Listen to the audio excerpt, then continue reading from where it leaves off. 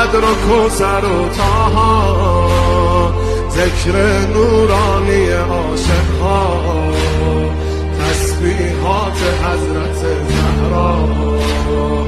الله اکبر این همه جلال، الله اکبر این همه شکوه، الله اکبر در راه علی، فاطمه ایستاده مثل یک کوه. میدونم که راز شهادت این اشکا، رنگ خدا میگیرم من با تسبیحات حضرت زهرا.